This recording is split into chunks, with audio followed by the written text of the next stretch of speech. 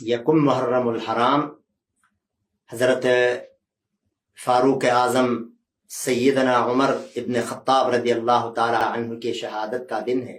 حضرت عقبہ ابن عامر کا ایک انتہائی بدبخت اور انتہائی دشمن اسلام غلام تھا، ابو لولو فیروز مجوسی، آتش پرست، ایرانی النسل، لعنت اللہ علیہ وقاتلہ اللہ، جس نے 26 ذو الحجہ کو حضرت عمر رضی اللہ تعالی عنہ کو شہید فرمایا۔ 26 ذو الحجہ کو حضرت عمر رضی اللہ تعالی عنہ پر وار کیا، سن 23 ہجری ہے۔ فجر کی نماز میں حضرت امیر المؤمنین عمر ابن خطاب رضی اللہ تعالی عنہ لوگوں کو نماز پڑھا رہے ہیں۔ یہ غیظ و غضب سے بنا جلا آدمی زہریلا خنجر لے کر آیا اور نماز میں حضرت عمر رضی اللہ تعالی عنہ پر پے در پہ وار کیا، جس کے نتیجے میں 3 دن بعد حضرت عمر رضی اللہ تعالی عنہ اپنے خالق حقیقی سے جا ملے۔ انا للہ و انا الیہ راجعون۔ واقعہ اس طرح ہے کہ کچھ دن پہلے حضرت عمر رضی اللہ تعالی عنہ کے پاس یہ شخص شکایت لے کر آیا۔ بڑا سمجھدار قسم کا آدمی تھا، صنعت والا آدمی تھا۔ تو اس نے حضرت عمر رضی اللہ تعالی عنہ کے پاس آ کے شکایت لگائی کہ میرا آقا جو ہے مجھ سے پیسے زیادہ لیتا ہے۔ حضرت عقبہ بن عامر نے اس کو کہا تھا ٹھیک ہے تم جاؤ کماؤ، کچھ مجھے بھی دو اور کچھ تم رکھو۔ تو 2 درہم ان سے وصول کرتا تھا مہینے میں۔ یہ بدبخت آیا، کہا کہ میرا آقا مجھ سے زیادہ پیسے لیتا ہے، آپ ان سے کہیں کچھ کم کرے۔ آپ نے جب پوچھا تو وہ بہت سارے کام جانتا تھا، تو کہا کہ تمہارے کام کو دیکھ کر یہ کوئی زیادہ نہیں ہے۔ اس پر اس کو مزید تکلیف ہوئی۔ بہرحال یہ چونکہ اندر سے کافر تھا، مسلمان تو تھا ہی نہیں، جلا بنا ہوا تھا، اس نے موقع پا کر حضرت عمر رضی اللہ تعالیٰ عنہ پر وار کیا۔ جب مسلمانوں نے پکڑنے کی کوشش کی صحابہ نے، تو وہ باہر نکلتے ہوئے اس نے تقریباً 13 آدمیوں پر وار کیا، 6 اس میں سے مزید شہید ہوئے۔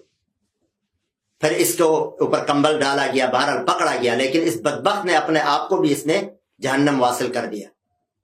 اور پھر اس کے ناش کو بعد میں جثہ خبیثہ کو بعد میں میرے خیال میں ایران لے کے گئے، وہاں اس کا بڑا مزار بنایا۔ جو حضرت عمر کے مخالفین ہیں، عمر کے نام سے جلتے ہیں، عمر کے نام سے ان کے اندر آگ لگتی ہے، اللہ تعالیٰ ان کو قیامت تک جلائے، قیامت کے بعد بھی جلائے۔ تو انہوں نے اس کا بڑا مزار بنایا، بڑا احترام کرتے ہیں، مزار کا بڑا تقدس انہوں نے کیا ہوا ہے۔ لیکن حضرت عمر رضی اللہ تعالی عنہ کی شان اللہ نے بڑی بلند رکھی ہے۔ جلیں مخالفین جتنا جلتے ہیں، اللہ اور جلائے، ہماری دعا ہے۔ لیکن حضرت عمر رضی اللہ تعالی عنہ وہ شخصیت ہیں کہ جن کے اسلام لانے سے اسلام کو بھی 4 چاند لگ گئے، جن کے اسلام لانے سے آسمانوں میں خوشیاں ہوئی۔ واقعہ یہ ہے کہ تقریباً 5 نبوی کو، جبکہ تقریباً 40 مرد اور 11 عورتیں مسلمان ہوئی تھی، تو حضرت عمر رضی اللہ تعالی عنہ اس وقت مسلمان ہوئے۔ ان کا مردوں میں 41واں نمبر ہے۔ تو آپ ایک دن نکلے، بڑے بہادر تھے، ننگی تلوار لے کے جا رہے ہیں۔ راستے میں ایک شخص ملا، کہا کہ عمر کدھر جا رہے؟ خیر تو ہے؟ تو کہنے لگا کہ آج محمد کا کام تمام کرنے جا رہا ہوں۔ اس نے کہا کہ وہ محمد کی بات تو بات کی، پہلے اپنے گھر والوں کی خبر لو، تمہاری بہن مسلمان ہوئی ہے، بہنوئی مسلمان ہوا ہے۔ بہرحال واقعہ تفصیلی ہے، وہاں گیا، وہ قرآن پڑھ رہے تھے، تو بہرحال بہن کو خوب مارا، پھر کہا کہ مجھے یہ کلام دکھاؤ جو تم پڑھ رہے تھے۔ بہن نے کہا حضرت فاطمہ بنتی خطاب سعید ابن زید کی زوجہ ہیں، جو عشرہ مبشرہ میں سے ہیں، حضرت سعید ابن زید۔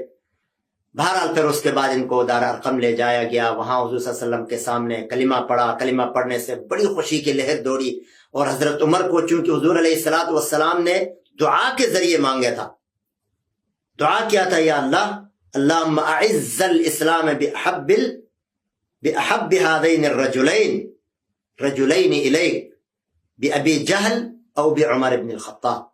اور دوسری حدیث میں ہے یا اللہ عمر کے ذریعے اسلام کو غلبہ نصیب فرما. تو بہرحال کلمہ پڑھا، اس کے بعد کہا کہ آپ لوگ یہ چھپ کے کیوں عبادت کرتے ہیں؟ کیا ہمارا دین حق پر نہیں ہے؟ ہمارا دین سچا نہیں ہے؟ آپ نے فرمایا ہے. فرمایا پھر آج کے بعد ہم کعبے میں نماز پڑھیں گے. وہاں سے نکلے، 2 صفیں ہوئی مسلمانوں کی، ایک صف کے شروع میں عمر ہیں، دوسرے کے شروع میں حضرت حمزہ ہیں. بیت اللہ میں گئے، نماز پڑھی. اب لوگ دیکھ رہے ہیں 2 شیروں کے سامنے کس کی مجال اور جرأت ہے کہ کچھ کہے. بہرحال اسی لیے اللہ کے نبی صلی اللہ علیہ وسلم نے اس دن سے حضرت عمر کو فاروق کا لقب دیا کہ حق اور باطل میں فرق کرنے والا شخص. اور حضرت عمر رضی اللہ تعالی عنہ کی شان میں بڑی آیات نازل ہوئی ہیں کہ حضرت عمر نے زمین میں کوئی چیز کسی کی تمنا کی تو اللہ نے اس کو قرآن بنا کر بھیجا، جن میں مشہور آیت واتخذوا من مقام ابراہیم مصلی، کہ آپ صلی اللہ علیہ وسلم سے کہا کہ یا رسول اللہ میرا دل چاہتا ہے میں مقام ابراہیمی کے پیچھے نماز پڑھوں. تو آپ نے فرمایا کہ ابھی تک ہمیں کوئی اس بارے میں ہدایات نہیں ہے. فوراً اللہ نے آیت نازل فرمائی کہ مقام ابراہیمی پر تم نماز پڑھو، مقام ابراہیمی کو مصلی بناؤ. تو اس دن سے حضرت مقام ابراہیمی کے پیچھے 2 رکعت سنت پڑھنا، سنت الطواف پڑھنا یہ مشروع ہو گیا. اس کے بعد پردے والی آیت، بڑے غیرت مند تھے آپ. آپ صلی اللہ علیہ وسلم سے کہا کہ یا رسول اللہ ازواج مطہرات کے پاس ہر کوئی آتا ہے، مسئلہ پوچھتا ہے، تو میرا دل چاہتا ہے کہ یہ پردہ کریں، ہر ایک سے بات نہ کریں. تو آپ صلی اللہ علیہ وسلم نے فرمایا کہ آیت کیونکہ کوئی حکم نازل نہیں ہوا میں نہیں کر سکتا. تو اللہ کی طرف سے آیت نازل ہوئی یا ایھا النبی قل لازواجک وبناتک ونساء المؤمنین یدنین علیہن من جلابیبہن. اے نبی اپنی بیویوں سے، بیٹیوں سے، مسلمان عورتوں سے کہو کہ وہ اپنا پردہ، اپنا خمار جو ہے وہ سامنے جھکا لیا کریں، یعنی پردے کی آیت نازل ہو گئی. اسی طرح حرمت شراب کے بارے میں آپ کے رائے کے مطابق یسألونک عن الخمر والمیسر قل فیہما اثم کبیر ومنافع للناس. حضرت عمر کی رائے دی کہ شراب حرام ہو، اللہ نے آیت نازل فرمائی. بہت ساری آیات، حضرت عبدالحق محدث دہلوی رحمۃ اللہ علیہ نے تقریباً 21-22 آیات شمار کی ہیں جو حضرت عمر کی رائے کے مطابق نازل ہوئی. اسی طرح اسیران بدر، پتہ ہے غزوہ بدر کے بعد 70 کفار شہید ہوئے، 70 قیدی ہوئے. اب قیدیوں کے بارے میں مشورہ یہ ہوا، اکثریت نے یہ رائے دی کہ ان کو مار کر کیا ملے گا، ان سے فدیہ لیں، مسلمانوں کو فائدہ ہوگا. لیکن حضرت عمر کی رائے تھی نہیں، ان کو مار دیا جائے. بہرحال اکثریت کی رائے تھی، حضور کا بھی اسی طرف رجحان تھا کہ ان کو پیسے اور کچھ لے کر ان کو چھوڑ دیا جائے، اور جس کے پاس کچھ نہیں ان کو مسلمان بچوں کی تعلیم کے لیے مقرر کیا جائے. تو اس کے بعد اللہ کی طرف سے آیت نازل ہوئی ما کان لنبی ان یکون له اسرى حتى یثخن فی الارض.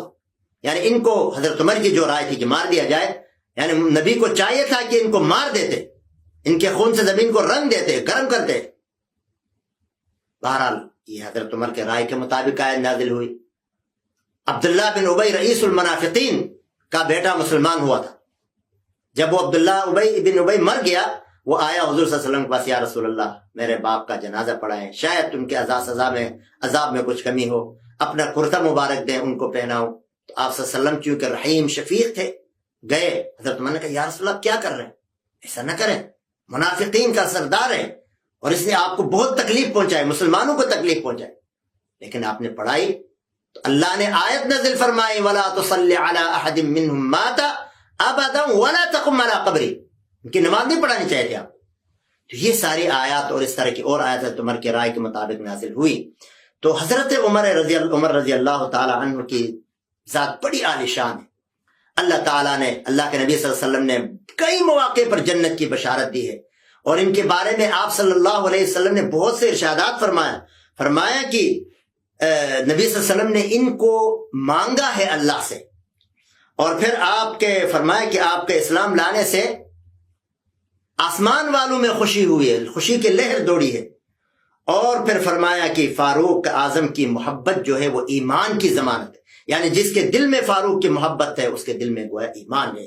اسی طرح آپ نے فرمایا اے عمر شیطان تو اسے ڈرتا ہے پھر فرمایا کہ میں دیکھتا ہوں کہ جنات اور انسانوں کے شیطان آپ سے ڈرتے ہیں، آپ سے بھاگتے ہیں۔ اسی طرح فرمایا اے عمر، اس ذات کی قسم جس کے قبضے قدرت میں میری جان ہے، فرمایا کہ جس راستے سے تو جاتا ہے شیطان وہ راستہ چھوڑ کر دوسرے راستے سے چلتا ہے۔ اسی طرح آپ نے فرمایا لو کان بعدی نبی لکان عمر، اگر میرے بعد کوئی نبی ہوتا تو وہ عمر ہوتا۔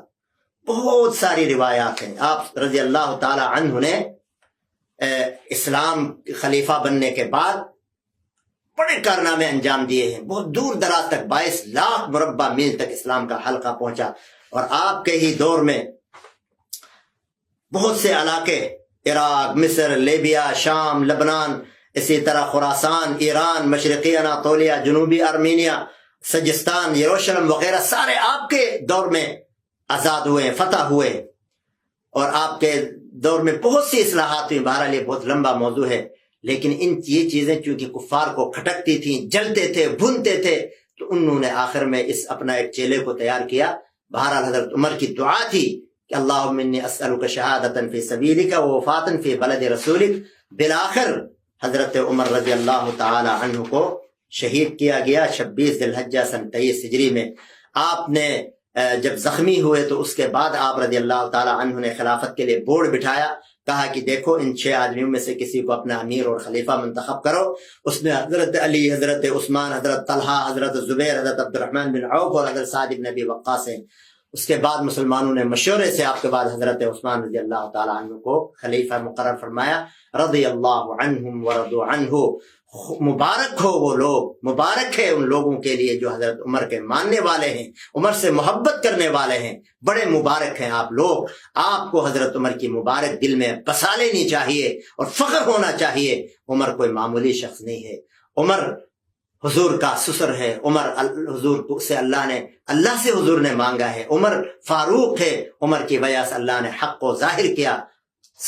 رضی اللہ عنہم ورضوا عنہ۔ مفتی شفیع الرحمان کے یوٹیوب چینل کو سبسکرائب کریں اور بیل آئیکن پر کلک کریں۔